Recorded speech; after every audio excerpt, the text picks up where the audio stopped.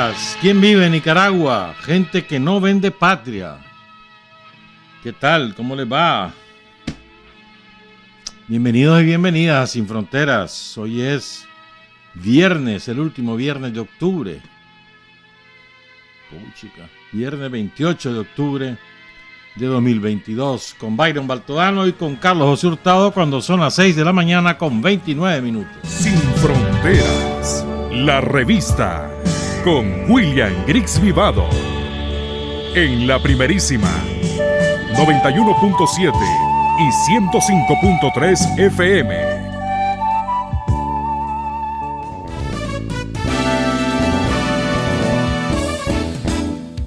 Sin fronteras para decir la verdad. Sin fronteras, trabajar, avanzar, combatir, vencer. Sin fronteras.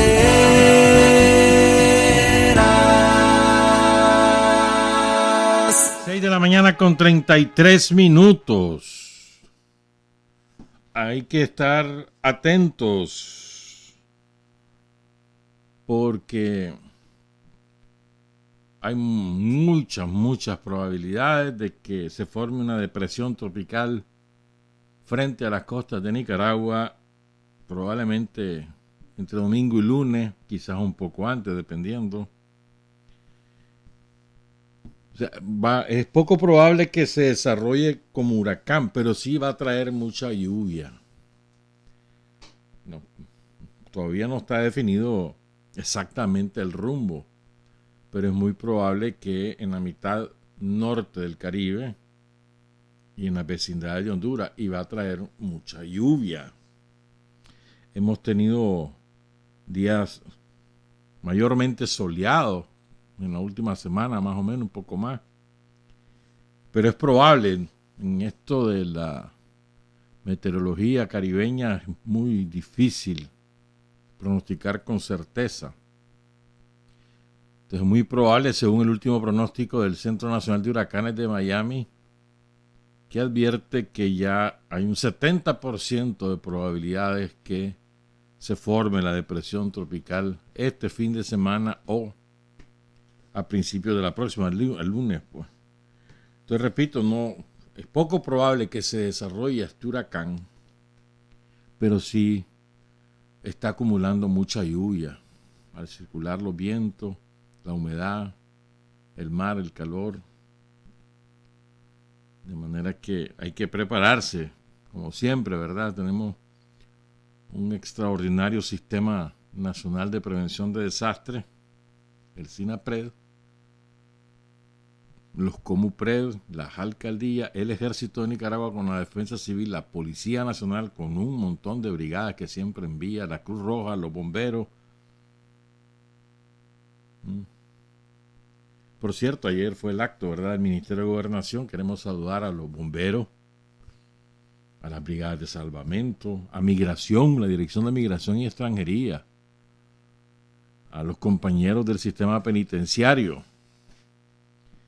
Bonito estuvo, o sea, estaban muy bien formados.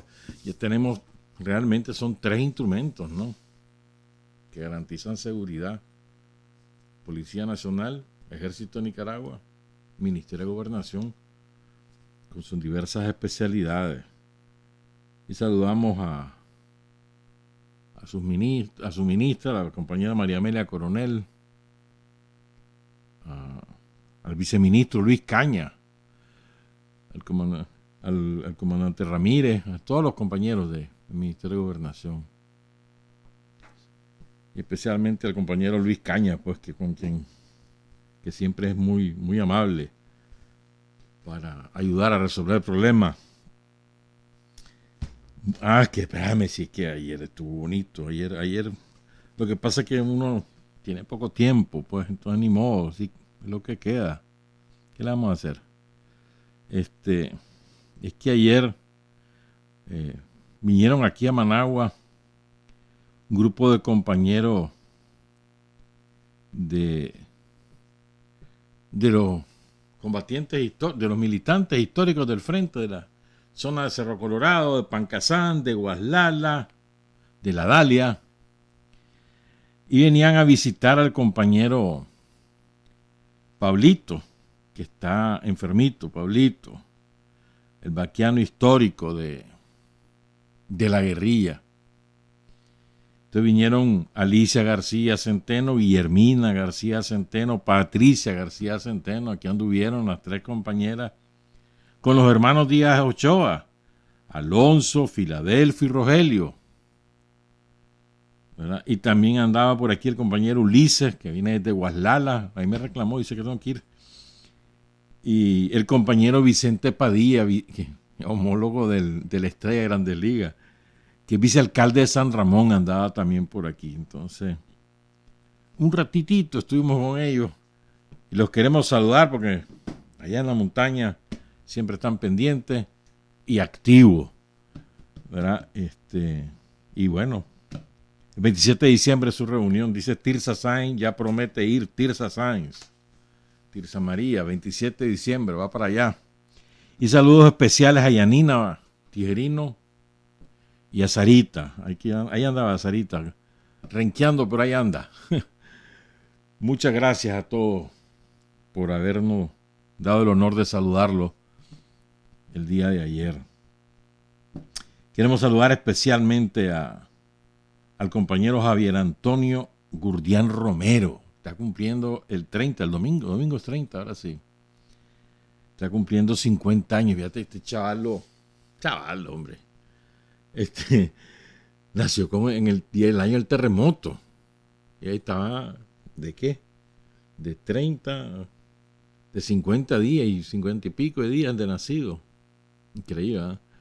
Este año cumple 50 años el terremoto de Managua. Que es toda una vida, ¿verdad? Y los que vivimos ese terremoto lo mantenemos en el recuerdo. Es imposible olvidar un evento tan trágico como el terremoto de Managua, que destrozó la capital. Pues bueno, Javier Antonio nació en ese año, ¿verdad? Y por lo tanto tiene doble energía, y si ha sobrevivido al terremoto y tiene capacidad de resistir todas las pérdidas que uno sufre a lo largo de la vida. Yo siempre he dicho que uno supera la muerte de un ser querido cuando logra entender que es más importante haber conocido a esa persona o haber tenido a esa persona o haberla perdido. Y cuando uno ve el balance y uno dice, hombre, no, es haberla tenido, entonces ahí cuando uno supera el duelo. Esa es mi opinión, ¿verdad? O esa es mi experiencia. De manera que Javier Antonio, ánimo pues, tiene a sus hijos, tiene a su esposa, tiene a sus hermanos.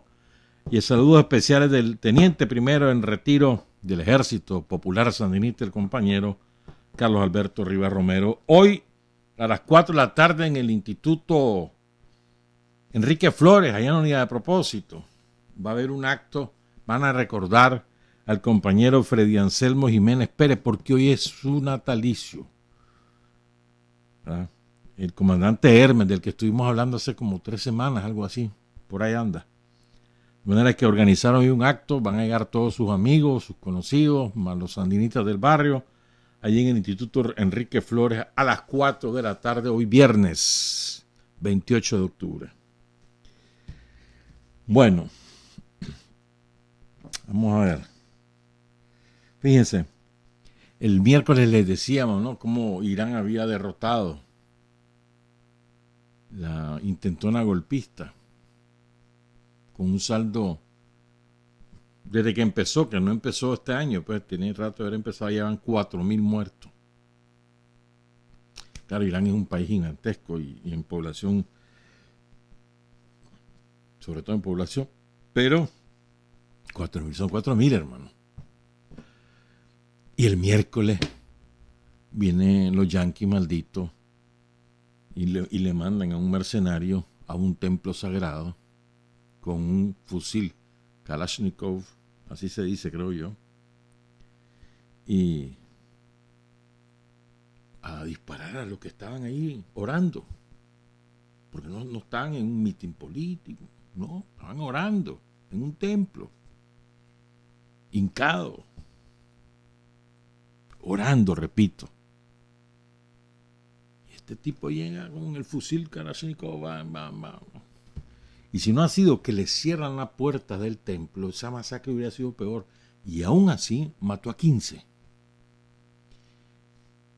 Y dejó herido como a 30. Mató incluso al papa, la mamá, el hermano de un chavalito que logró sobrevivir de 4 años.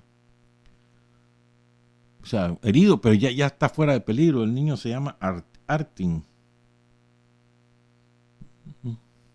Qué terrible, ¿no? Además, o sea, te repito, no están haciendo nada político. Son gente del pueblo iraní que llega a orar. Porque ese es un templo sagrado. Ahí están sepultados los hijos del séptimo imán, Shi'i, Musa al-Qasim, que a su vez es descendiente de un profeta. ¿Y en quién reclamó esto como autor? El Estado Islámico.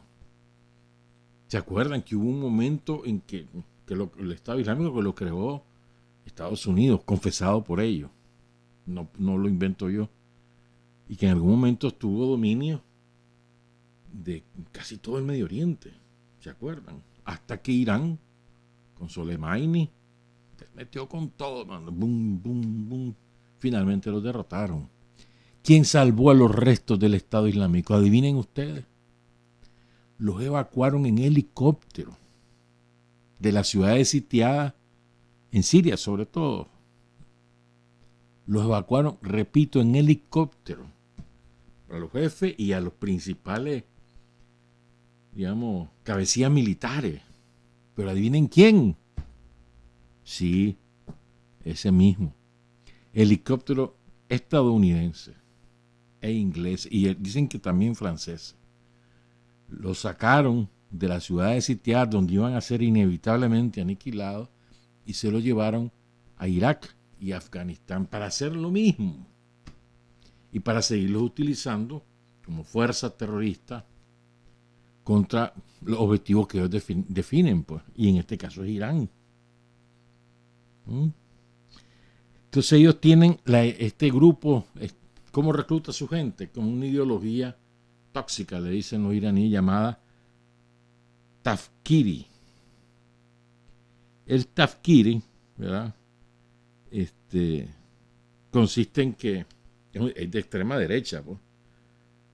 Les lavan el cerebro, pero totalmente, y consideran enemigo, y consideran blasfemos y todas esas cosas a todo aquel que no comulga con su propia manera de ser o con su propia manera de interpretar el Islam. Entonces, de paso, prestigian al Islam, porque si todos creemos que así son los islamitas, terminamos creyendo que todos son terroristas, que es lo que ha sembrado Estados Unidos en la cultura norteamericana y en general en Occidente. Son los que han sembrado islamitas igual a terroristas. Pero es por este grupito y por Al Qaeda, porque también lo creó Estados Unidos. Entonces, el Estado Islámico sigue presente en Irak, porque ahí los evacuó Estados Unidos, Gran Bretaña y Francia. Y siguen presentes también en Siria, la parte que da al mar, donde está Estados Unidos, que tiene su base ahí y además se ha expropiado, le ha robado, le ha saqueado a Siria el petróleo.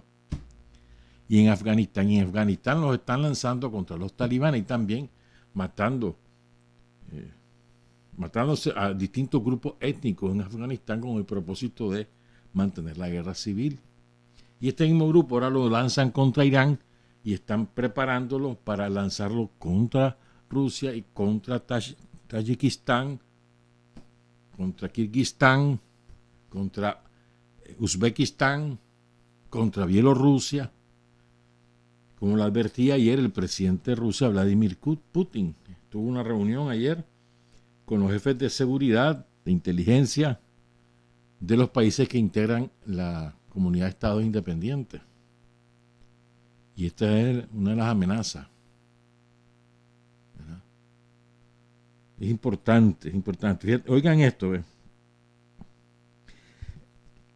Donald Trump en su día admitió que Estados Unidos creó y financió a este grupo, al Estado Islámico. y dijo que los responsables de haberlo creado son nada más y nada menos que el demócrata, el pacifista Barack Obama y la demócrata, la pacifista Hillary Clinton. Así como la Condoleezza Rice es la responsable de haber creado Al Qaeda con Bin Laden, que era un agente de la CIA, la Clinton y Obama son los responsables de haber creado este grupo del Estado Islámico. Así funcionan. Así funcionan. Son las 6:47. Ayer una amiga muy cercana me decía, solo me dice, solo te voy a dar esta frase. Ahí después platicamos, me dice. Porque es una frase salvajada. Es una frase, nada más. Sobre la cual creo yo que conviene que todos reflexionemos. 6 palabras. A ver, 8 palabras. El enemigo nunca olvida que somos sus enemigos.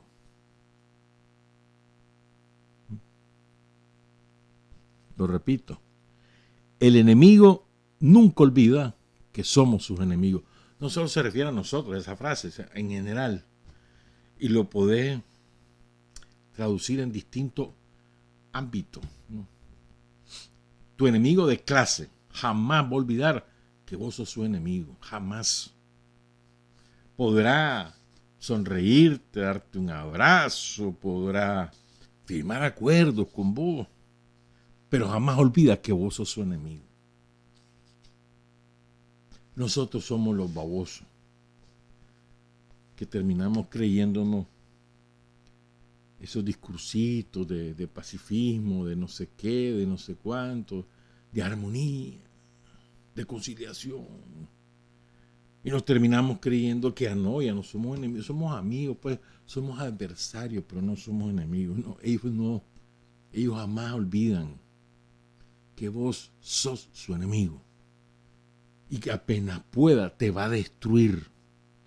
Si vos le dejás abierta la puerta, va a entrar, pero no va a entrar a darte un abrazo, va a entrar a matarte.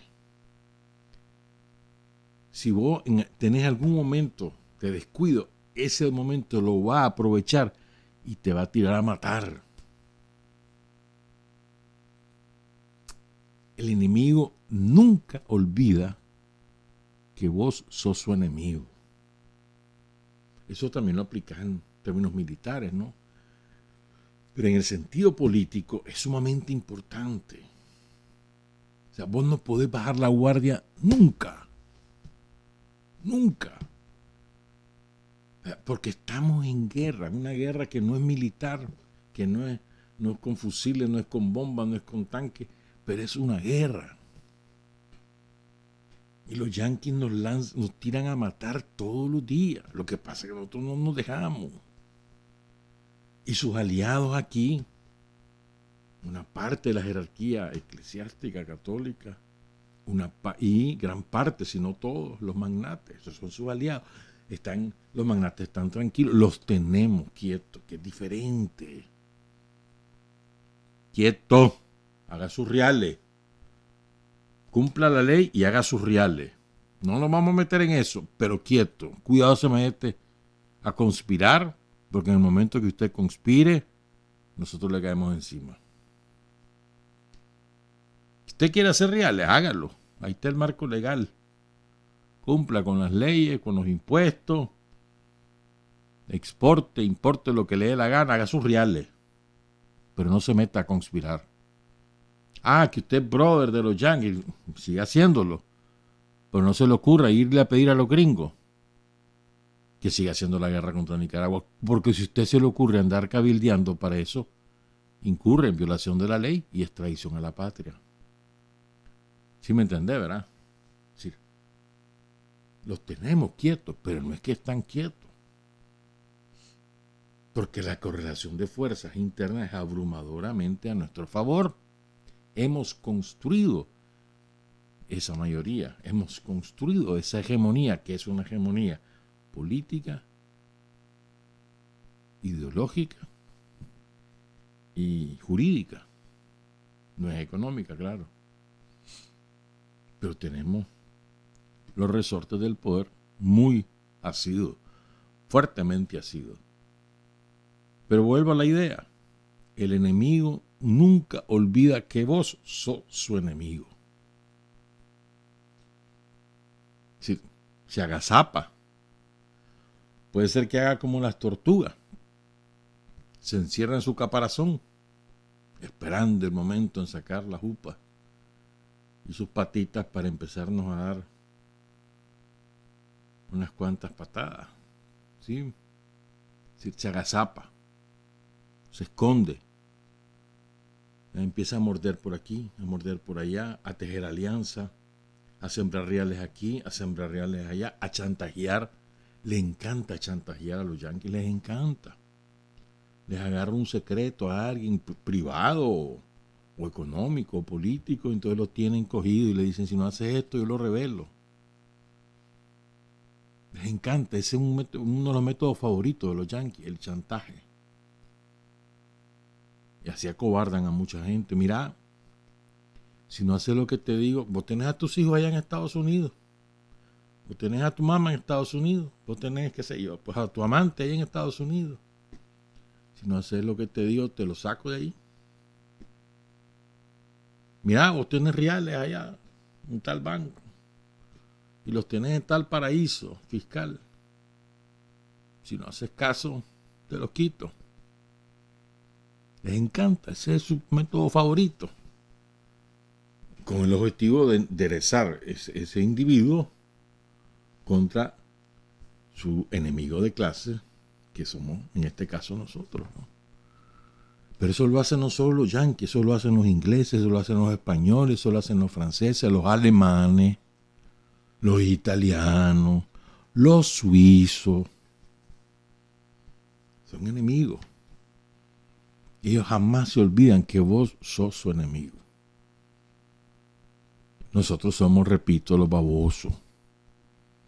Como nos creímos el cuento, algunos de nosotros nos creímos el cuento. Y como había aquel modelo de diálogo y consenso, ¿se acuerdan? La Triple Alianza, que ha quedado funcionando en la zona franca y va muy bien. Y el acuerdo por el salario mínimo firmado el viernes pasado es para 5 años. Antes era para 3, ahora es para 5 años. Pero bueno, regreso. Entonces, nos confiamos en ese modelo, que los COSEPOS estaban tranquilos, que los magnates estaban tranquilos, no dominábamos información en público de lo que adentro estaba pasando y nos descuidamos. Y nos pasó, nos golpearon, le dieron una destrozada a la economía del país que no jugando. Pero, perdón, no solo sobrevivimos, sino que salimos fortalecidos. Porque recuperamos identidad, afirmamos identidad ideológica en el frente y nacional, patriótica. Y ahí vamos. Ahí vamos. A mí me parece que esta es una cuestión estratégica. Jamás olvides que tu enemigo lo que quiere es destruirte. Que si le das la oportunidad, lo va a hacer. Y no estoy hablando de destruir en un sentido político o como alternativa de poder o como partido. No, te quiere destruir, matar. Si puede, te mata. Si le das la oportunidad, te mata. Mata como persona y como instrumento. Y ellos no lo ocultan. Ellos no lo ocultan. Somos nosotros los que nos terminamos creyendo. Los generosos somos nosotros. Siempre ha sido así. Siempre ha sido así. Y eso no está mal, ser generoso. Pero ser firmes también. Y estar ojo al Cristo, no descuidarse. Parecen buenas cosas. Te aparecen ahí, que no sé qué. Y por detrás uno sabe lo que andan haciendo. como los diplomáticos aquí. Todos los diplomáticos que vienen aquí, yanquis o europeos y algunos latinoamericanos, que se las dan así como de muy superiores ellos y nos quedan viendo como gatos a nosotros, todos esos diplomáticos conspiran. Se mueven por aquí, se mueven por allá, dan unos centavos por aquí, dan otros centavos por allá. La tal esa, la vieja esa que ya se fue, la alemana que era la representante de la Unión Europea, a eso se dedicaba. A andar dando realitos y dando instrucciones de qué hacer y cómo hacer. Ahí andaba. Y creía que nosotros nos chupamos el dedo. Como el gringo. El gringo se ha dedicado todo este rato y tiene sus estacioncillas, tiene sus agentes, cada vez menos, por cierto. Tiene informantes que sabemos, muchos de ellos sabemos cuáles son. Y ahí van. Entonces, insisto en este concepto. El enemigo nunca olvida que somos sus enemigos. Y nosotros no debemos olvidar que eso ocurre. No es que nunca olvidemos que somos enemigos de ellos. Nosotros somos enemigos en sentido político de la palabra, pero no en el sentido personal. No, para ellos somos enemigos en todo el sentido de la palabra. No hay comunista bueno, solo los comunistas muertos. Eso nos dicen. Hace muchos años dicen eso. Desde Lenin. El único comunista bueno es el comunista muerto. Ese ha sido su axioma. Lo aplicó Somoza. El único sandinista bueno es el sandinista muerto. ¿En qué momento lo comenzamos a quebrar? Con la fuerza de la gente que lograba que presentara a los presos, pero de su parte. ¿Cuánto? Ayer vamos a hablar un poquito de Bocay. Van a ver cómo ocurrió ese fenómeno ahí en Bocay. Entonces, no podemos olvidar la historia, creo yo, ni tampoco podemos ser ingenuos. Ya basta de ser ingenuos, ¿no? Ya a estas alturas. Mirá lo que le pasó a Evo Morales en Bolivia. Se creyó el cuento. Le roban las elecciones. Él había invitado a Almagro y a la OEA. Y por ahí entró el enemigo. Y en alianza con el ejército, con la policía, ¡pum!, le dan el golpe de Estado. Y no lo mataron porque, en fin, logró escaparse y después lo salva México. ¿No? Pues lo derrocaron. Ejército, policía y la burguesía, con Estados Unidos, la OEA y la jerarquía católica boliviana, profundamente racista. Pues si te descuidas es así. Mira lo que le pasó a Allende. Por eso es que la gran ventaja que tiene Nicaragua es que hace poco tiempo, en términos históricos, apenas 43 años, ¿verdad?, nació un ejército, nació la Policía Nacional, nacieron los instrumentos del Ministerio de Gobernación, hace apenas 43 años. En términos históricos, ese es un segundo, menos. O sea, un ejército joven y al mismo tiempo militarmente experimentado, vencedor. Recuerden, el ejército de Nicaragua es un vencedor. Venció a la contrarrevolución en términos militares, no se les olvide eso. Es verdad, pues la inmensa mayoría de los cuadros militares que vencieron a la contrarrevolución ya no están, pero la experiencia institucional queda. Es un ejército vencedor, no se nos olvide. Y luego tenés a los servicios de inteligencia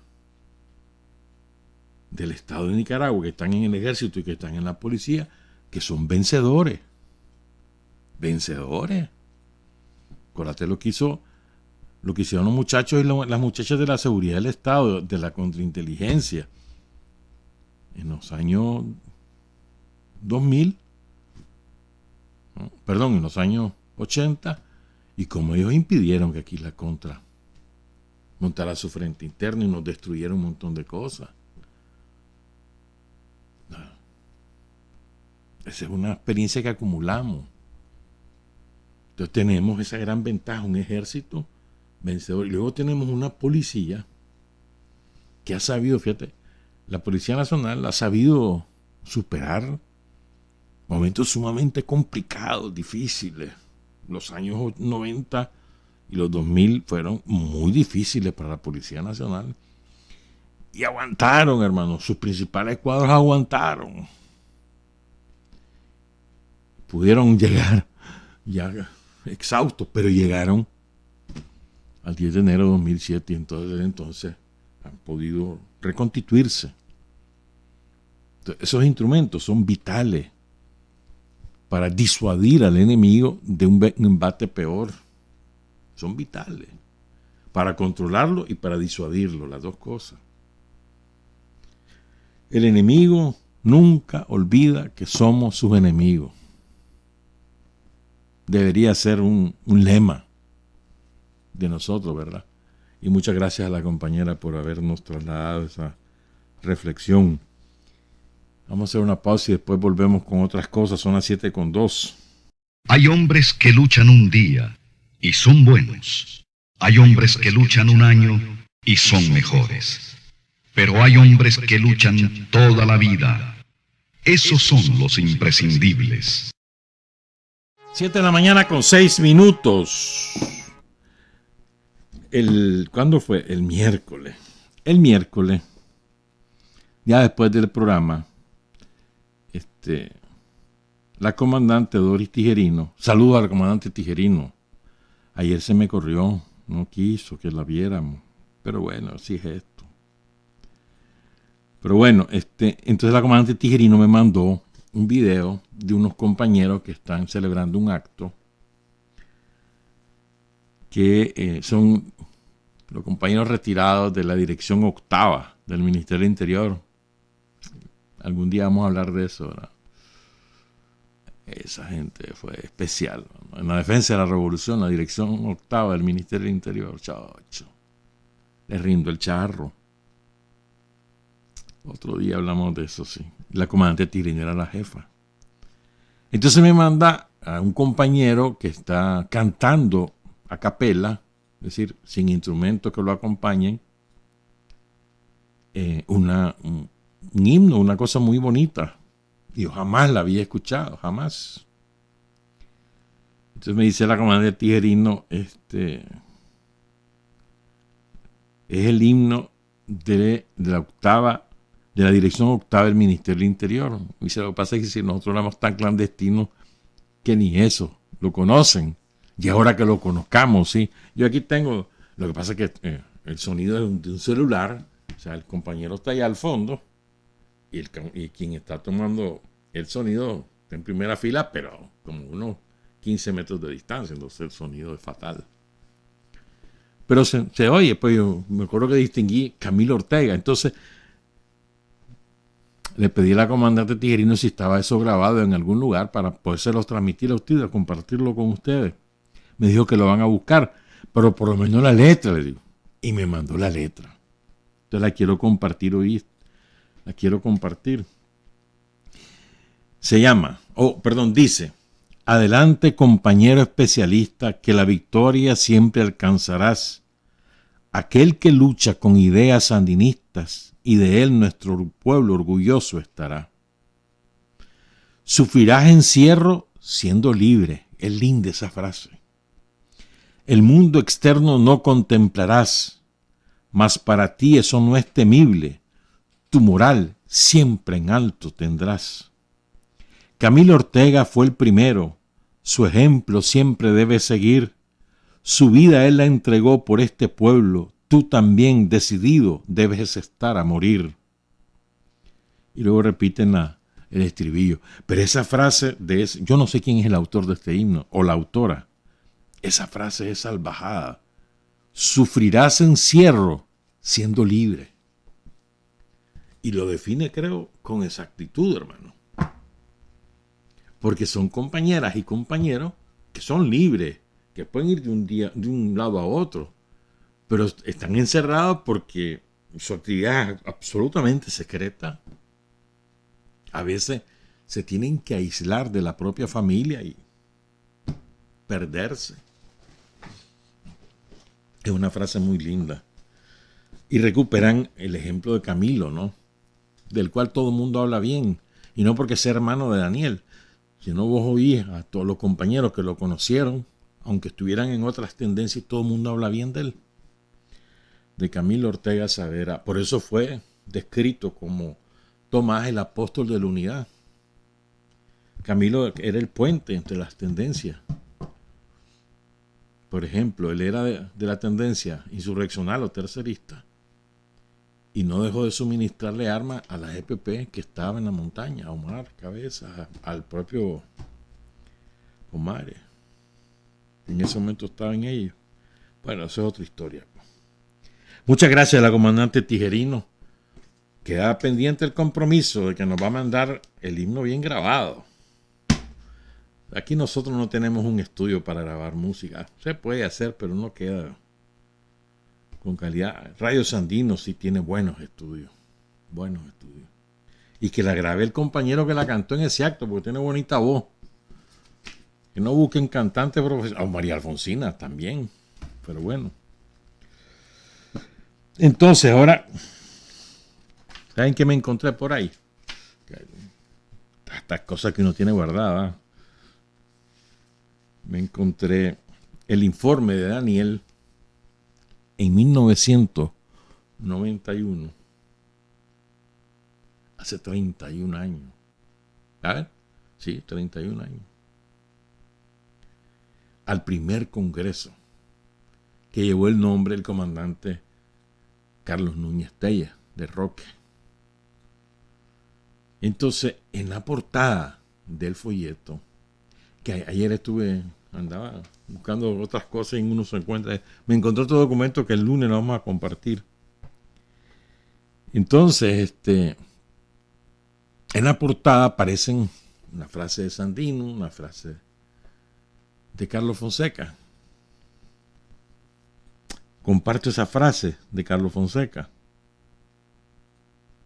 A formar con entusiasmo al partido sandinista, el partido de la bandera roja y negra, un partido con un himno que diga como Sandino: nosotros marchamos hacia el sol de la libertad o hacia la muerte, y si morimos, nuestra causa seguirá viviendo, otros nos seguirán. Es la convocatoria de Carlos a la formación del partido sandinista. Bonito, ¿verdad?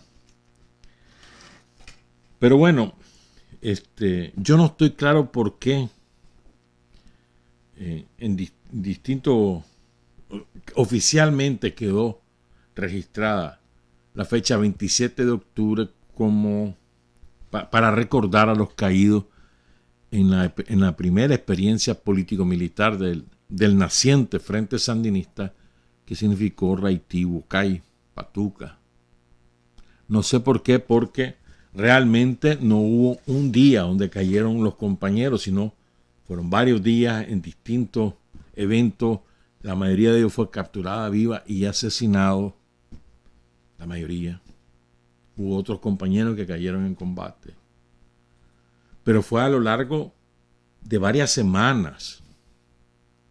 No fue el 27 de octubre como tal, sino cayeron en agosto, en septiembre y en octubre.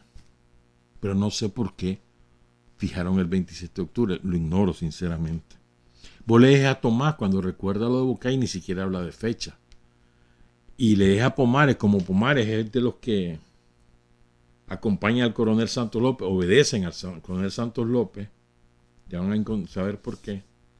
Entonces él no registra la fecha de los combates, solo tiene algunos recuerdos, pero no registra octubre. Incluso hay un compañero que estuvo en esos combates, que es el compañero Iván Vaca con B chica, que tampoco registra el 27 de octubre, registra octubre, eso sí, varias fechas de octubre y de septiembre. Entonces creo que es importante que hablemos no solamente de lo que pasó, y lo vamos a hacer de la mano de Germán Pomares, de Tomás y de Iván Vaca, sino también las circunstancias. Esto es sumamente importante. Y el aprendizaje. Yo creo que esas dos cosas son esenciales para entender lo que pasó. O, mejor dicho, para tener un conocimiento de lo que pasó. Primero queremos recordar a los caídos en esta jornada. Una jornada dolorosísima. Raití, Bocay. Bueno, Raití, Patuca, Bocay, Builí. Esquipula, pero otro Esquipula era Gualaquistán. Otro Esquipula porque había una población allí, por las márgenes del río Coco, que así se llamaba, o no sé si existe todavía. Entonces caen los compañeros Jorge Navarro, Juan Luna, Faustino Ruiz, el Cuje, y Francisco Buitrago Castillo, el doctorcito. Los tres fundadores y miembros de la dirección del naciente Frente Sandinista, que en ese momento en Raití, Bocay no se llama Frente Sandinista, porque es la discusión que hay con Noel Guerrero y que Carlos Fonseca la pierde. Se llama Frente de Liberación Nacional, ¿verdad? Y sin embargo, allí Silvio es el que pone la bandera rojinegra. Pero bueno, eso es otro cuento. Entonces, tres compañeros fundadores del Frente caen ahí en distintos momentos. Y luego también caen el buaqueño Modesto Duarte, Mauricio Córdoba, Boanerges Santa María, Iván Sánchez Argüello, también cae el Managua, ya vamos a hablar de eso. Y caen 17 compañeros misquitos cuyos nombres no conocemos. Y creo que nunca lo vamos a conocer. 17 que colaboraban con ese movimiento guerrillero fueron asesinados por la Guardia. Ninguno cayó en combate, los asesinó la Guardia.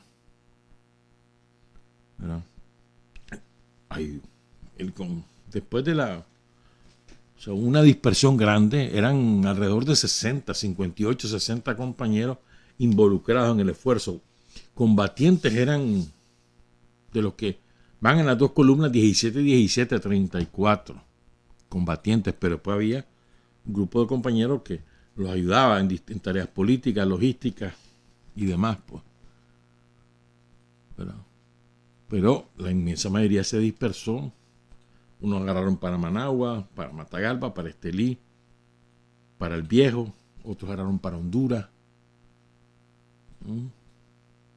Otros se quedaron en la zona y bajaron.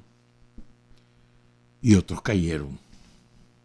Bueno, entonces, fíjense, lo primero que creo yo es importante es la circunstancia. Entonces, recordemos, en 1900, sí, podemos empezar ahí. Podríamos empezar en el 54, pero a lo mejor empezamos en el 56.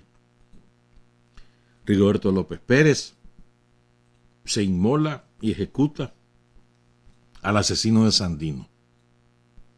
Se desata una represión feroz.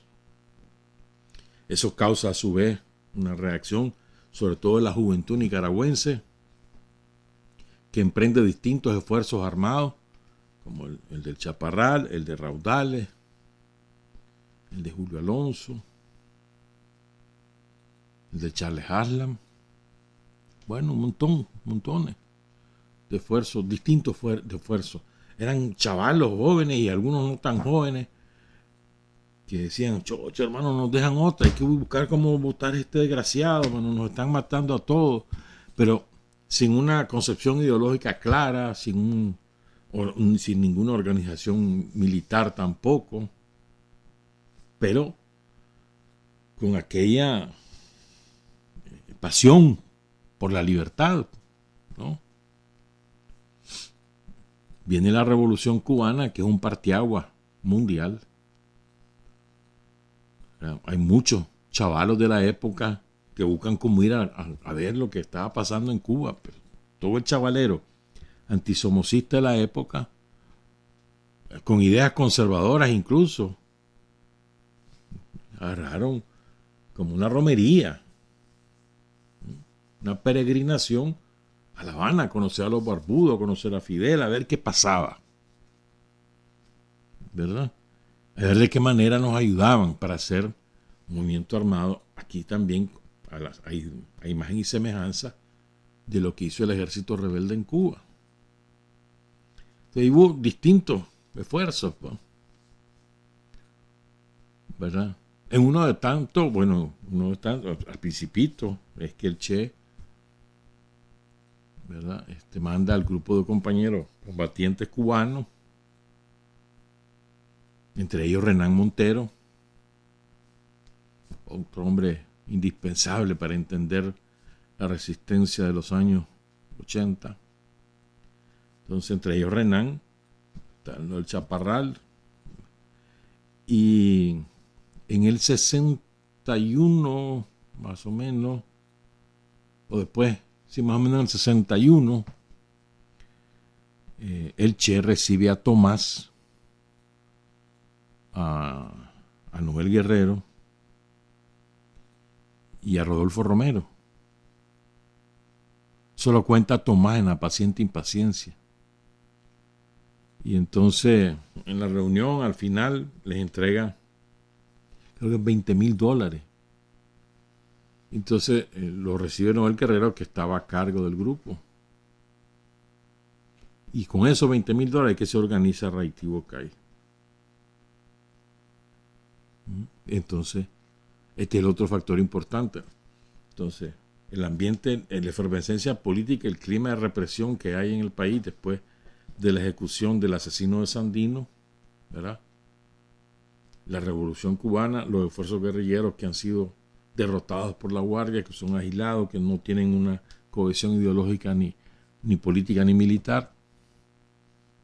Y luego hay otro factor que es importante, que lo describe muy bien Tomás en un folleto que publicó el Ministerio del Interior cuando Omar Cabezas era el jefe de la dirección política, y que se llama Apuntes Iniciales sobre el FSLN, que creo que es del 81, si mal no recuerdo, a propósito del 20 aniversario. Entonces ahí Tomás lo describe muy bien, y es que la reacción del imperialismo norteamericano a la revolución cubana, para impedir que el ejemplo cundiera en toda América Latina y que movimientos armados similares culminaran con el derrocamiento de las dictaduras militares de la época. Recuerden, desde los años 40 los Estados Unidos patrocinaron dictaduras militares en toda América Latina, ¿verdad? Entonces sale Kennedy y lanza el famoso Alianza para el Progreso, ¿no? Entonces, ¿qué significaba? Determinados estímulos para las burguesías locales, para que pudieran desarrollar las fuerzas productivas, que pudieran tener mejores negocios con el mercado norteamericano, muchas cosas, pues, pero era integral aquello. Después les terminó fracasando, pero por otras razones. Pero en Nicaragua eso tuvo impacto, en Centroamérica, y el calor de la Alianza para el Progreso, que se forma en el famoso mercado común centroamericano, que es el antecedente del SICA. ¿Ya? ¿Por qué estoy describiendo esto? Para que entendamos, que empiece una bonanza económica en Nicaragua. Se registra una bonanza económica y eso adormece las conciencias. Claro, había una inmensa mayoría empobrecida, sobre todo el sector rural. Nicaragua era sumamente rural. 70% de la población nicaragüense en los años 60 vivía en el campo. 70. Managua tenía, y el principal terremoto, tenía como 250,000, 300,000 habitantes. Imagínate en los años 60. Ya la inmensa mayoría vivía en el campo. En una pobreza, hermano, un abandono total, con una esclavitud real. Una cosa espantosa era eso. Ahí había una mortandad infantil altísima. Creo que andaba como por los 60 niños que morían antes del primer año de vida por cada 1,000 nacidos vivos. Era una cosa espantosa, la poliomielitis, la gastroenteritis. Ahí las mujeres se morían en el parto como era lo normal. Una apendicitis, el promedio de vida, la aspiración de vivir en el campo andaba por los 30, 35 años. Así de espantoso era aquello, pues, en los años 60. ¿Verdad? Pero había bonanza económica para la burguesía, que derramaba, decían ellos. Entonces sería crear un sector medio que sentía que iba para rico. ¿Verdad? Entonces, esto es importante, tomarlo en cuenta. Entonces, en esa circunstancia, que un grupo de chavalos, porque todos eran cipote, decida tomar las armas, cohesionarse, organizar, hacer las cosas bien hechas o intentarlo hacer, es una cosa extraordinaria, ¿no? O sea, cipote. El mayor era, lógicamente, era Noel Guerrero, que era un hombre mayor, ya murió en el 2009, murió. Era un hombre mayor, muy ducho en el marxismo-leninismo, muy versado, muy culto, según dicen todos los que lo conocieron, pero sumamente esquemático, ortodoxo, dogmático. No era capaz de leer la realidad nicaragüense con ojos marxistas, pero sobre todo con ojos nicaragüenses, como decía Ricardo Morales. Nunca fue capaz de hacerlo. Entonces eso fue lo que impidió que él pudiera desarrollarse como dirigente político. Era de origen mexicano. Entonces, pero era el hombre que de mayor sabiduría filosófica, si que lo querés decir, pues. Entonces, de hecho, la posición de Noel Guerrero, apoyada por otros compañeros, es la que impide que en la experiencia de Raitibocay se inaugure con el nombre Frente Sandinista de Liberación Nacional, porque Carlos Fonseca queda solo y además lo castiga Noel Guerrero y lo saca del esfuerzo guerrillero alegando que no tenía condiciones físicas para hacerlo y lo manda a Managua, ¿verdad? Y entonces aquí es que, bueno, esa harina de otro costal, pero sí quiero contar lo siguiente, pues entonces, esas son las circunstancias, pero el chavalero está entusiasmado, porque sobre todo porque han ido a Cuba, han conocido al Che, han conocido a Fidel, han estado en la efervescencia revolucionaria cubana, están todos contaminados de aquello, entonces están deseosos de hacer un esfuerzo similar, ¿verdad? Y entonces, logran hacer contacto con Santos López, y esa es una virtud de Carlos Fonseca, por supuesto. Y entonces empiezan la preparación de lo que significó Raitibocay, que eso no fue de un mes para otro, fueron como 14, 15 meses de preparación. Que entrenamiento, que avituallamiento, que búsqueda de armas, que reclutamiento guerrillero. Por ejemplo, en Estelí, quien se cargó de eso fue Filemón, con los zapateros, por ejemplo, ¿no? Y además contactando pues a distintos grupos de chavalos para que se incorporaran a lo que venía, que era un esfuerzo guerrillero. Además había un entusiasmo desmedido, pues todos los chavaleros creían de que efectivamente empezando ahí rápidamente iban a conquistar el respaldo popular y iban a lograr el derrocamiento de la dictadura. Había un gran optimismo. Y entonces, bueno, quien se encarga del esfuerzo militar, de la preparación militar, lógicamente, es Santos López. Pero Noel Guerrero es el jefe político. Y después de distintas contradicciones, finalmente, pues, empiezan las incursiones. Entonces quiero ir de la mano de Pomares, contarles cómo fue esos primeros meses de la preparación armada.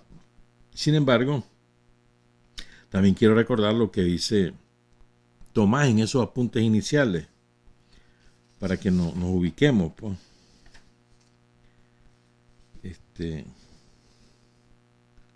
La lucha armada se inicia con la guerrilla del río Coco y Bocay en el 63 y fue la primera acción preparada por un grupo revolucionario más o menos homogéneo desde el punto de vista militar, más o menos homogéneo desde el punto de vista político e ideológico. Esto es importante, es la primera, más o menos, no es que era, pero más o menos. Era superior la cohesión político, ideológica y militar de este grupo que la de Chaparral, por ejemplo, o que la de Raudales, por ejemplo, ¿verdad? Esto es importante. Lo segundo, también dice Tomás, ¿no? El contexto de América Latina, ¿verdad? Que todo el mundo quería hacer algo como Cuba y era mecánico aquello, así como en su momento todo el mundo quiso hacer lo de Lenin en la Unión Soviética en el momento del 59, 60, 61, hasta el 67 más o menos, no solo en Nicaragua, en toda América Latina, todo el mundo quería hacer lo de Fidel. Y Fidel hizo eso porque esa era la realidad cubana, de acuerdo a las circunstancias de Cuba, que fue entrenar a un grupo de compañeros, poco más de 100, ahí en México, entre ellos Raúl, Camilo, Che, Almeida, muchos más, y en un barco irse, desembarcar en Cuba, pues meterse al Escambray y desde ahí hacer la guerra de guerrilla. Entonces todo el mundo quería hacer lo mismo, en Venezuela, en Colombia, en el Perú, en Argentina, aquí en Nicaragua, en Guatemala, en México. Todo el mundo andaba con esa onda. Y entonces, en guerra avisada no muere soldado. Los yanquis no son pendejos. Cuando viene ese fenómeno, advirtieron a todos los ejércitos que estaban subordinados al Pentágono de cómo se podía enfrentar ese fenómeno desde el punto de vista militar. Entonces los ejércitos que ya estaban preparados no dejaron crecer los focos guerrilleros y los aniquilaron. Aquí pasó eso. ¿Verdad? Otro factor que menciona Tomás, en Río Coco y Bocay se había preparado una mínima infraestructura de masas en apoyo a la guerrilla, no dentro de la zona donde se inició la lucha guerrillera, porque algunos esfuerzos que se hicieron en ese sentido se estrellaron contra la terquedad de algunas concepciones mecanicistas, sobre todo la de Noel Guerrero. Y aunque algunos lograron concebir la necesidad de condiciones adecuadas antes del inicio de la guerrilla en las regiones aledañas al río Coco, sin embargo se hizo un esfuerzo por el lado de Huihuilí, precisamente. Ese esfuerzo no se supo aprovechar y fueron razones de otra índole donde tuvo que ver el buen o mal humor de alguien y la naturaleza y la incidencia de la lluvia, otro factor, lo que condujeron a la guerrilla a una zona cuyo territorio no había sido explorado previamente y donde había una población que no había sido trabajada políticamente. Fíjense, miren qué importante. Mentira, no nos va a dar tiempo. Pero miren qué importante esto que apunta Tomás, ¿no? Un factor objetivo, el clima. En aquella época, en aquellos años, llovía día y noche durante 6, 8, 10 meses al año, en selva, con ríos sumamente caudalosos, deshabitados, con pequeñas poblaciones que eran más bien familia grande, sobre todo de Misquito, Mayagnas y algunos ladinos, pero eso era un factor sumamente importante que nadie previó, ¿no? Y el otro factor es que uno puede hacer un movimiento guerrillero si no hablas primero con la gente. Y ese trabajo lo hicieron en Huihuilí, pero a Noel Guerrero no le gustó Huihuilí y decidió irse por el Patuca rumbo a la zona de Bocay sin haber hecho ningún trabajo político. Esa es una de las discrepancias. Santos López lo advirtió y no le hicieron caso.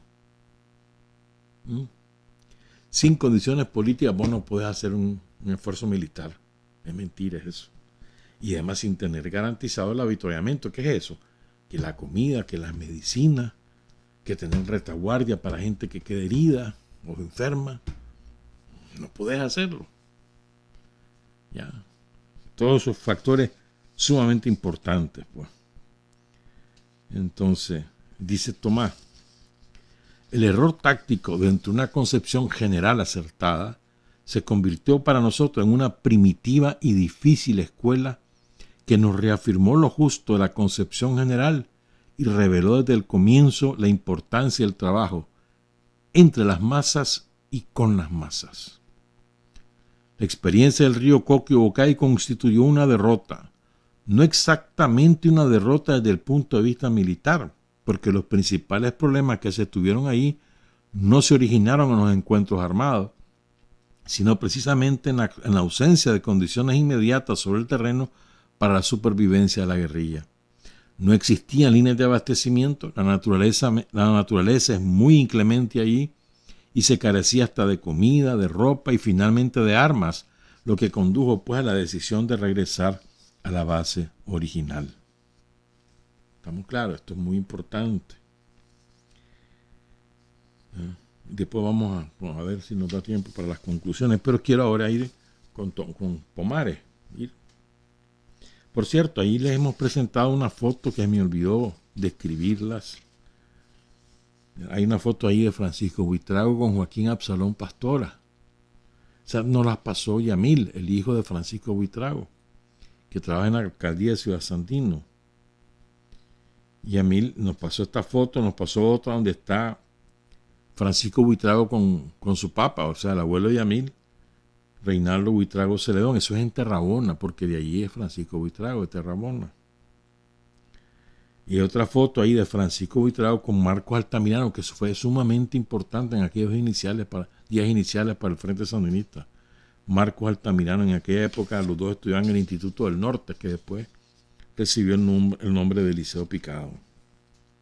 Bueno, entonces, de la mano de Pomares, vamos a ir contando algunas cosas. Pomares cuenta, ¿verdad? Toda su parte inicial, estuvo en Cuba, ahí conoció a Santos López y conoció a Fidel y estuvo en varios lugares, en la Plaza de la Revolución, etc. Regresa a Nicaragua, aquí lo vuelven a contactar. El 10 de diciembre me voy a Honduras para ingresar a la guerrilla que se prepara en el Patuca. Patuca, recuerden, un río muy caudaloso que va a empezar hasta el Coco, en el sur de Honduras, al norte de Nicaragua, el norte del centro, sí. Bueno, el coronel Santos López habla de las condiciones en el monte y el entrenamiento consiste en simulacro de emboscada.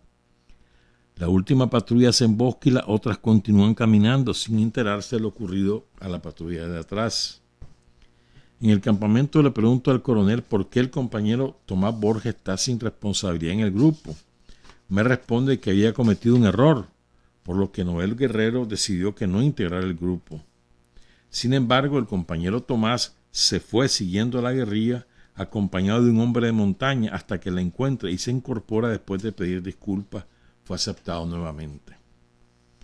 El campamento está a orillas del río Guineo, otro gran río muy caudaloso ahí en Honduras. Hacemos otro cambio en la misma ribera del río porque para Semana Santa del 63, nos llega la noticia que va a casar un oficial hondureño que le dicen el enamorado. Y le gusta tirar en esa zona. El Viernes Santo, 27 de marzo de 1964, a las 2 de la mañana, abandonamos ese campamento hacia el río Lagarto. Ahí seguimos los entrenamientos que consisten en la marcha en montaña, el cruce de un río, diversas operaciones en camino, rompimiento de contacto con el enemigo y un montón de cosas que sabe un hombre como Santos López con semejante experiencia. ¿Por qué estoy leyendo esta parte? Porque es vital entender lo que significó Santos López. El coronel Santos López, que fue del coro de niños, el coro de ángeles, de Sandino, que fue el único sobreviviente de la masacre del 21 de febrero.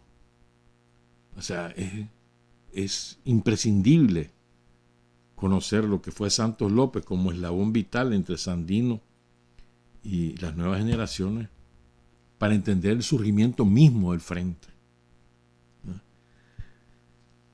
Estamos hablando del Viernes Santo, 27 de marzo de 64. Fíjate bien. Incluso Iván Vaca dice que en diciembre del 63 comieron, del 63. A ver, sí. Hasta comieron un arroz de leche, que no me acuerdo quién fue el que lo hizo. Pero bueno. En el mes de junio, dice Germán Pomares, regresamos río arriba. No podemos pasar el portal del infierno. Este es un raudal del Patuca, que ahí está, en el sur de Honduras, muy cerca de la frontera con Nicaragua. Un raudal encajonado que tiene mucha fuerza y no lográbamos empujar el Pipante, que era nuestro vehículo de transporte. Entonces decidimos hacer un campamento en el mero portal del infierno.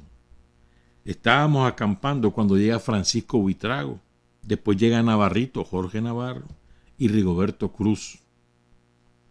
El 10 de julio, imagínate, hemos pasado de diciembre a marzo, a junio, ya vamos por julio. El 10 de julio Comenzamos a caminar río abajo porque siempre en territorio hondureño con un pipante grande, uno pequeño y una balsa hecha de guano, un árbol que flota porque es muy liviano. El primer día dormimos a la orilla del río.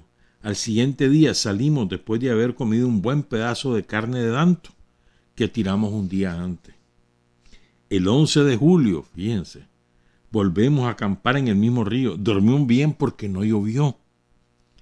El 12 arrancamos al amanecer, un día sin nada nuevo. El 13 el coronel prueba su carabina M2. Estamos 2 días en ese lugar. Después caminamos todo un día, muchos nos cansamos. Yo especialmente me zaforné. ¿Sabes lo que es zafornarse, verdad? ¿Vos sabés lo que es eso? ¿No? ¿Vos sabés lo que es? Bueno. Pero logro llegar sin atrasar la marcha. Dormimos en río de piedra blanca. Muchos compañeros dijeron que esa era piedra para hacer cal. Vamos 15 hombres en total. Entre estos el doctor Manuel Andara Úbeda, un estudiante de medicina que le decimos doctor de apellido Quant, y Francisco Buitrago, que es el sacamuelos porque estudia odontología. El 21 de julio nos acercamos al río porque dormimos un poco. El 22 nos dan la orden de acercarnos más al río para ver cómo cruzamos. En el grupo van también Vicente Casco y Cipriano, hombres de río. Pedro Sarmiento y Tito, todos de origen campesinos y nacidos en Honduras. Además vamos Faustino Ruiz, Jorge Navarro, Rigoberto Cruz, Modesto Duarte, Francisco Buitrago, Narciso Cepeda y Aurelio Núñez. Comenzamos a caminar por la mañana y estamos cerca de algunas casas a eso de la 1 de la tarde bajo una lluvia espantosa. Vicente Casco se acerca a la orilla del río con una chaqueta en la mano y hace señas a unos campesinos que habitan al lado de Nicaragua. Entonces ellos cruzan en un pipante. Vicente y el otro compañero que sabe de río, Cipriano, se montan y se van al otro lado a traer otro pipante. Pasamos uno por uno aquel río que arrastraba tucas de caoba hasta de 3 cargas. Era una salvajada la fuerza del río. Creo que fue el primer día que siento que me podía llegar la muerte en la forma que ningún revolucionario quiere morir. Todos queremos, si nos toca algún día, que sea en combate con el enemigo, pero ese día la vi muy cerca, porque se vino una tuca de frente al pipante que corría a una velocidad espantosa y el piloto no se podía apartar por la fuerza de la corriente. Después llegamos a una casita y comenzamos a caminar rumbo a Raití. Estamos al otro lado de un río que se llama La Cruz. Un misquito se cruza a traer un pipante grande que se encuentra al otro lado, al que hacemos que se quite la ropa para que no se vaya. O sea, desnudan al misquito para que no se vaya a avisarle a la guardia. Y así cruzamos el río La Cruz. Hasta ahí llegamos al 22 de julio, 7:42 de la mañana. El 23 de julio, cuenta Pomares, llegamos a Raití, un poblado de indígenas. Tomamos el lugar y la gente cree que somos guardias. Cuando entra la noche, se extrañan porque nosotros no hemos tomado a ninguna mujer, cosa que la guardia hace en todos esos lugares. Y porque no dormimos en toda la noche, permaneciendo levantados sin molestar a nadie. A las 4 de la mañana del 24 de julio, nos despedimos de los compañeros que van a traer el resto de la columna que se encuentra río abajo. Llegan como a las 12 del día.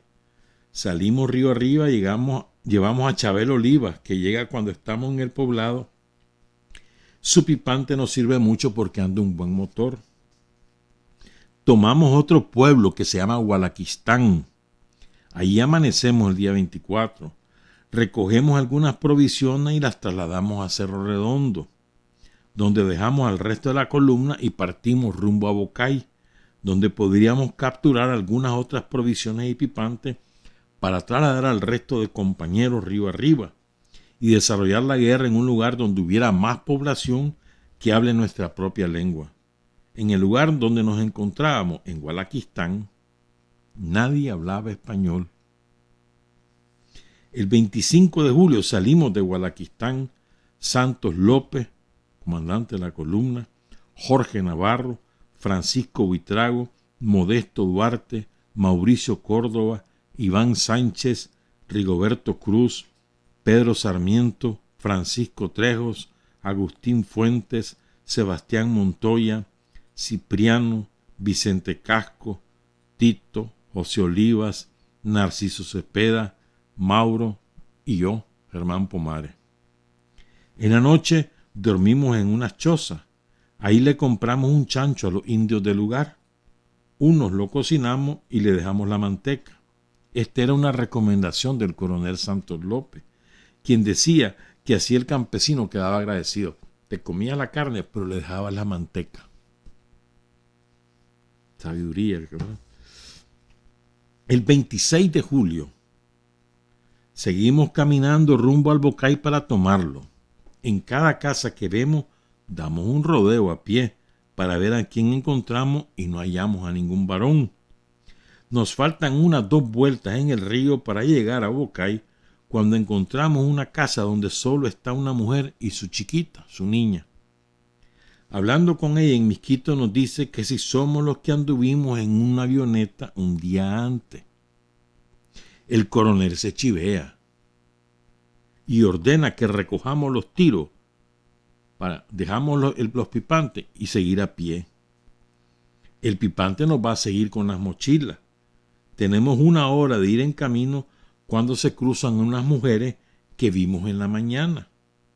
Entonces el coronel manda a Chicho, a Narciso Cepeda y a Pedro Sarmiento para capturarla y que no vayan con el chisme al poblado, a Bocay, a avisar que andaban esos hombres armados. Encontramos también huellas de gente a la orilla del río. En ese mismo momento, un avión vuela bajito alrededor del poblado. Al rato llega uno de los hombres del pipante y nos dice que ya no tiene gasolina. Entonces el coronel Santos López destaca a Tito para que le avise a la vanguardia que se regrese, porque el pipante no puede seguir y hay que recoger la mochila.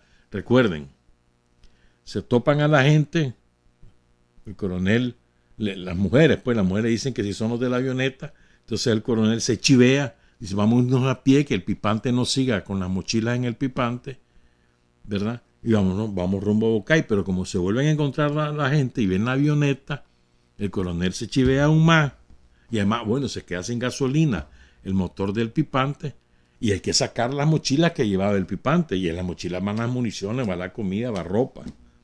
¿Me entendés? Entonces el coronel Santos le manda a decir a la vanguardia, donde va Modesto, que se regresen, que no ataquen, que se regresen, porque hay que buscar la mochila. Y manda en esa misión a Tito. En la vanguardia va Modesto Duarte, que va de jefe. Ahí va también Jorge Navarro, Francisco Buitrago, Mauricio Córdoba, Iván Sánchez, entre otros. Entonces, pero a partir de ese momento, y es lo que cuenta Germán, ¿no? El coronel pierde contacto con la vanguardia a partir de ese momento. O sea, Tito llegó a avisarle a Mauricio Duarte. Mira, Mauricio, dice, con el seudónimo, no recuerdo cuál es el seudónimo de Mauricio, ahí lo tengo, sí. Regresate, porque ya no íbamos al pipante. Dice el coronel que no ataque Bocay. Y se regresa, pues, Tito a avisar, ya cumplí la misión, pero no vuelve a tener contacto. La columna del coronel Santos López, donde va Pomar y donde va Narciso Cepeda, no vuelve a tener contacto con la columna de Mauricio Duarte. No, perdón, Narciso va en la columna de... Sí, Narciso va en la columna de Modesto Duarte. Entonces, la vanguardia se agrupa, cuenta Pomares, y deciden seguir adelante. Como Narciso Cepeda dice que no, que él le quiere hacer caso al coronel López, que se va a regresar, entonces les quitan su arma, una carabina, y dicen, andate pues, pero tú vas sin arma. Y desarmado lo mandan de regreso. Y topa pues con el coronel López. Comenzamos a caminar, cuenta Pomares, el coronel da instrucciones a Cipriano para que le diga a Noel Guerrero que seguimos rumbo al Poteca, que es el otro punto de reunión donde encontraríamos abastecimiento, que ellos sigan río arriba para encontrarnos todos en el Poteca. Y dice Pomares, ese es un día de tristeza, porque el coronel nos dice que si esos muchachos logran salir es demasiada suerte, que un guerrillero en esas montañas sin mochila y sin con qué encender fuego es difícil que sobreviva. Si acaso sobreviven serán los hombres de campo, y así fue. Dormimos esa noche los 7 que quedamos, sin dejar de comentar la separación. Al siguiente día hacemos huellas grandes para los compañeros que vienen detrás las vean, por lo menos, es lo que pensábamos. Pero Noel Guerrero, en vez de ir detrás de nosotros, manda a los compañeros río abajo, y él sale con el Chele Calix y con el doctor Andara montaña adentro hasta encontrar la salida hacia un poblado hondureño. O sea, el Guerrero se va. No. Aquellos se quedan montañando, buscando el pastuca, etc. Y van dejando huellas para, si acaso Modesto Duarte decide regresarse, que encuentre cuál es el camino. Pero el contacto se pierde. Entonces Iván Vaca, que fue parte de este esfuerzo en aquel momento, que es sobreviviente de Raitibocay, cuenta lo siguiente. El 22 de agosto se hace una reunión de emergencia y se decide caerle a San Esquipula para provisionarnos de ropa, zapatos y comida, y para desorientar a la Guardia Nacional para que creyeran que nuestra ruta iba en dirección opuesta a la que seguíamos. Bayardo Altamirano era el responsable militar de la acción, la cual falló y sale herido Silvio Mayorga en la pierna derecha, cerca de los testículos, de unos disparos de una carabina M1. Después de haber sido herido y sin querer ver la herida que tenía, o sea, Silvio cae herido, después vamos a contar cómo fue.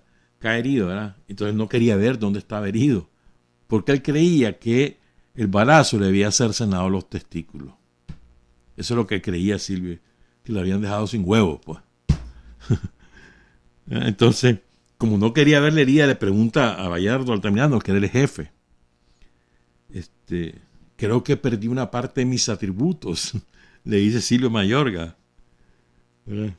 Pero ahí dice Iván que él le aclara que no le tocó el hueso, la herida, y que tampoco le tocó los testículos.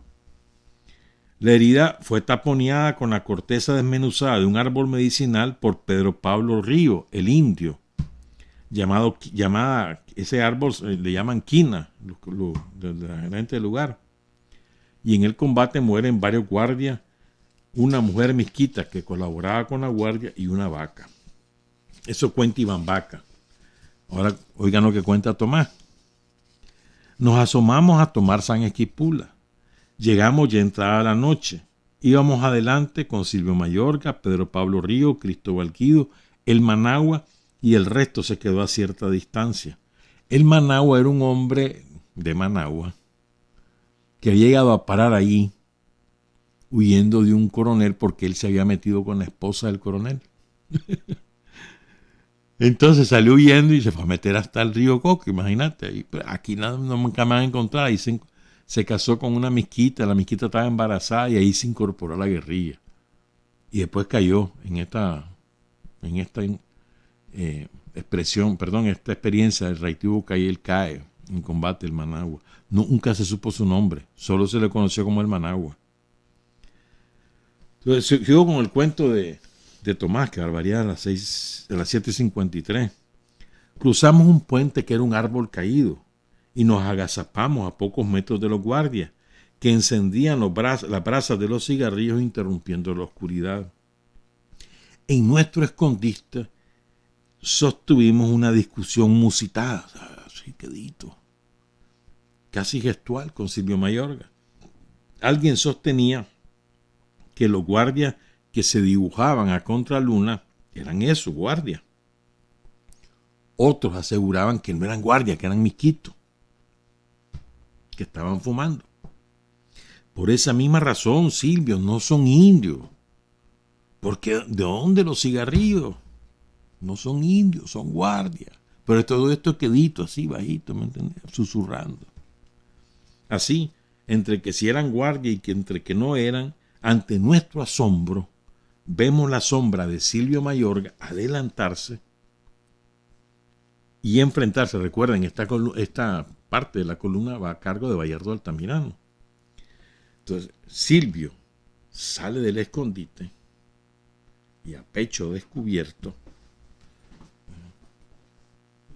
se enfrenta a la guardia. Entonces un guardia reacciona rápido, que tiene una carabina M1, estaba de posta el guardia con un capote de hule, reacciona, dispara y le mete el balazo a Silvio Mayorga en la pierna. Uno de los compañeros de la columna agarra una granada y la tira a la champa donde están los guardias, mata a uno, varios de ellos salen heridos, después se supo eso, ¿verdad? Tiran una segunda granada, pero esa segunda no funcionó, no estalló, y Silvio logra salir arrastrándose, ¿verdad? En ese combate, Pedro Pablo Ríos disparó una ráfaga con la Thompson, que de inmediato se interrumpió. Otro compañero disparó con una M1 y así pues, ¿no? Y después pasó un avión. Ya me quiero ir a cómo murieron los compañeros. Si al rato un estruendo de disparos espantó una pareja de dantos agazapados entre los matorrales. En ese instante entregaban su vida Faustino Ruiz, el Cuje y Guanerge Santa María. Ramón Raudales, hijo, quien participó en este enfrentamiento, apareció 20 días después reclamando cariño en el campamento de Yeluca, donde habíamos regresado.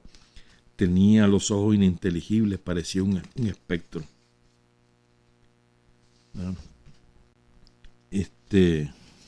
Cuenta Iván Vaca. Modesto, a pesar de la orden del coronel, siguió adelante para atacar Bocay. La guardia lo estaba esperando, ¿verdad?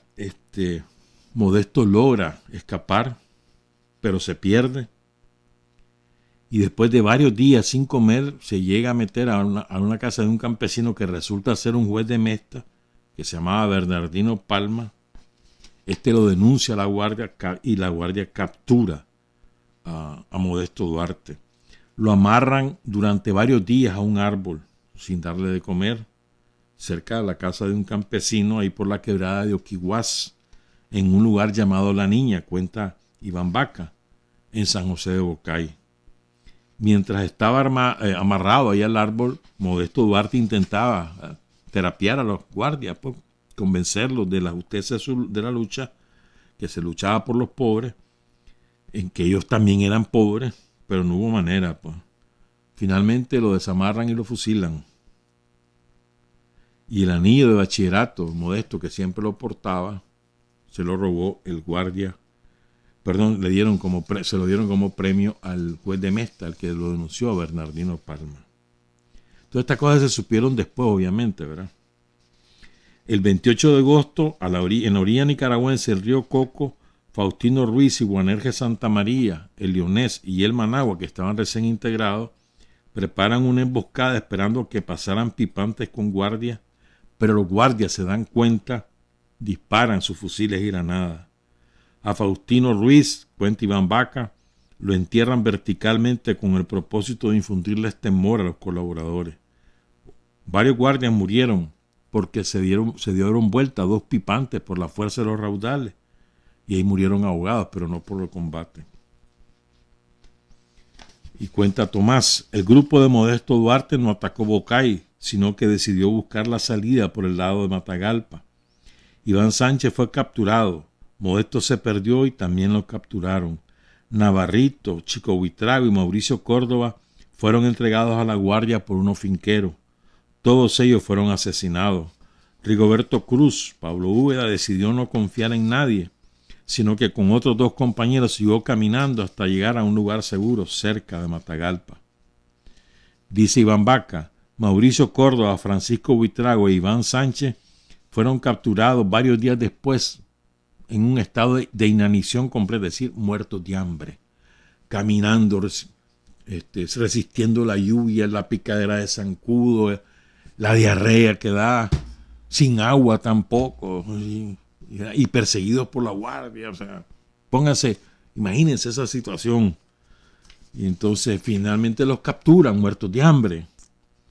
Y antes de fusilarlos, cuenta Iván Vaca, seguramente con testimonios de los guardias, Mauricio Córdoba le grita a la patrulla que lo iba a fusilar. Apunten bien, hijos de puta, péguenos en la mera jupa. Y lo fusilan a los 3, a Francisco Buitrago, a Mauricio Córdoba y a Iván Sánchez. son enterrados a la orilla del río Yuluguas, que desemboca en Bocay, en la zona de Ayápal. Jorge Navarro, Navarrito, muere en circunstancias parecidas y lo entierran cerca del río Amaca. Y los que logran salir ya, incluyendo un hondureño que resultó traidor, dice Iván Vaca. Silvio Mayorga, Bayardo Altamirano, Pedro Pablo Ríos, caen presos, menos el Gordo Rosales, Víctor Tirado, Raudales y yo. El coronel Santos López se fue por territorio hondureño, llega hasta Tegucigalpa y hay un enfrentamiento con lo del Guerrero, y Santos ya se sentía enfermo, estamos hablando ya de noviembre del 63, y entonces finalmente lo mandan, logra llegar a Cuba, en donde muere Santos López el 11 de febrero de 1965. Las conclusiones de eso, recuerden después, fíjense bien, solo quiero mencionar esto porque ya son las 8 y ya están los compañeros ahí del MEFCA. Fíjense bien, ese grupo de chavalos matan a un montón, otro montón se dispersa, se desalienta, natural, pónganse en el lugar de lo que está pasando, pero aún con semejante revés militar, aunque diga Tomás que no lo fue, pero realmente lo fue, semejante revés militar, o sea, sin embargo logran reagruparse, y el gran artífice del reagrupamiento es Carlos Fonseca, que está haciendo trabajo político en Managua, ¿verdad? Noel Guerrero está ahí aislado porque sus tesis son derrotadas. Santos López lo cuestiona, se va, porque además se siente enfermo, entonces asume el mando de Carlos Fonseca. Y es gracias a ese espíritu de Carlos Fonseca, a esa terquedad, que logra reagrupar a los sobrevivientes y emprenden el esfuerzo de Pancasán. Fíjense, ese chavalero, y logran convencer a otros chavalos, y un montón de chavalos más se suman. Y después viene el revés de Pancasán y siguen los chavalos sumándose. Y es la terquedad de Carlos Fonseca, no dejarse de derrotar, sufrir reveses en el camino, pero no dejarse derrotar.